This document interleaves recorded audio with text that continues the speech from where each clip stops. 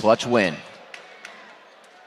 Thank you very much, guys. What a game from Fnatic. They're really turning it on. I want to go back to picks and bans. We've got so much to talk about for this segment. But during picks and bans, we noticed that the Orianna was secured. We've seen the Renekton going through once again. And the one thing that I want to highlight that you've got to remember, right, is now after how Fnatic won the game, how is Royal going to adjust in the next game? Are they going to ban anything else? But let's talk about this game first. Freak, what were your thoughts? So the first pick, Orianna, I thought was an incredibly good choice. Peke got beat in lane multiple times by Orianna, getting outplayed. So he's like, all right, I'll take the safe laner, I'll farm it out.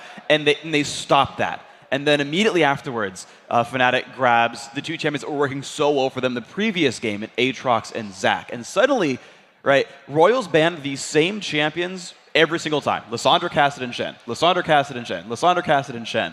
And here's Fnatic saying, well, how about that Aatrox and Zac, though? Because we're doing pretty well with these guys. We're wrecking Uzi in the back line and not letting him carry team fights anymore because they're diving in, they're refusing to go down. And Fnatic are building themselves a competition that's actually working for them. Yeah, and I just want to point out in Sword versus SKT, so far, in these last 8 games, Orianna is 6-0. She's undefeated. It's unreal, actually. I think it's because she's really versatile. Not only in team fights, but in laning phase, she can always safely farm, and she's actually really lane dominant. I haven't actually seen Orianna lose lane in the last 8 games. Talk to me a little bit about the level 1. For the second time in this series, we've seen both teams clashing together, this time at the bottom tri-bush.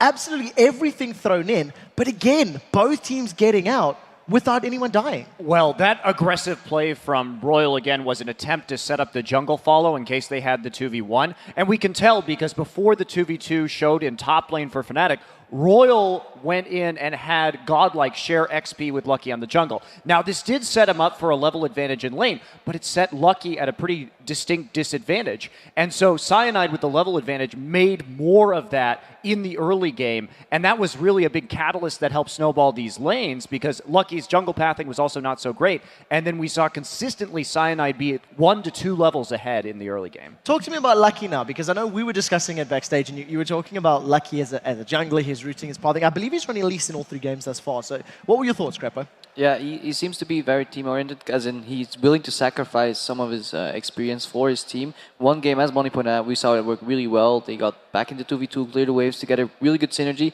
But now he shared his XP, got behind in levels, tried to gank, but a lot of respect coming out from Fnatic's bot lane, because we were constantly hammering how Uzi is out farming Pusu, but what you don't see is that Pusu is constantly standing away from every corner and edge of a brush, because he's afraid that Lucky's there. And for a good portion of the time in the first game, Lucky was there. He stood there. Pusu denied himself 5 creeps, but he, at the same time, denied Lucky an entire minute of wasting time. They kept playing really safely, and then they turned it on in those team fights, in those guaranteed skirmishes, where Fnatic actually has all the control and all the vision again.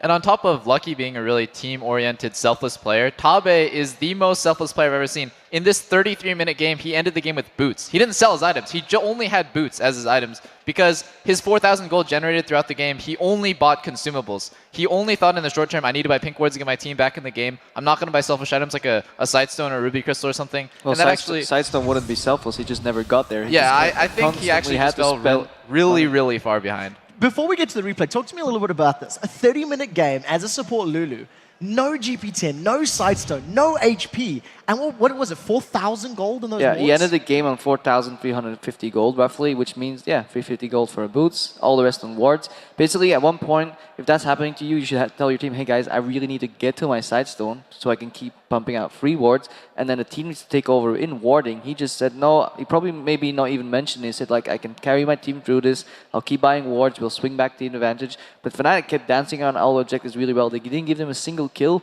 up until 13-1. Well, let's pull up this replay on your screen. It is around about 16 minutes on the clock, and we've touched on some of these key elements about how Fnatic were able to almost bait Royal into a lot of these very early kills. Crepo, talk us through this replay. So what happened before this replay was actually a dragon fight, or dragon play rather, where both teams danced around a dragon, and Lucky again smiting it away, I believe.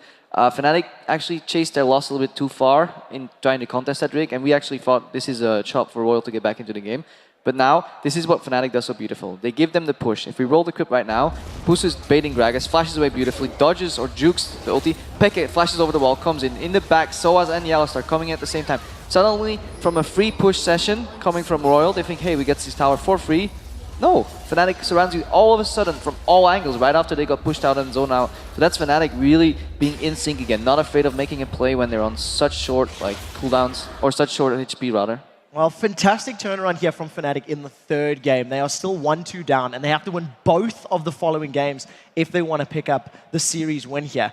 The one thing that I do want to highlight that I think is going to be incredibly crucial in this very next series is how important this picks and ban phase is. Knowing that Lissandra, Shen, and Kassadin have been the 3 bans from Royal all 3 times.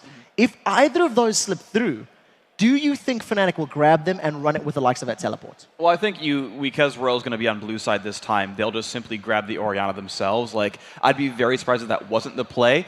The alternative is they can let Shen through and just say, you know what, we think you can beat him 1v1 in the top lane godlike because he can play Jax or something. But the highly likely thing to me is the same 3 bans in the first pick Orianna.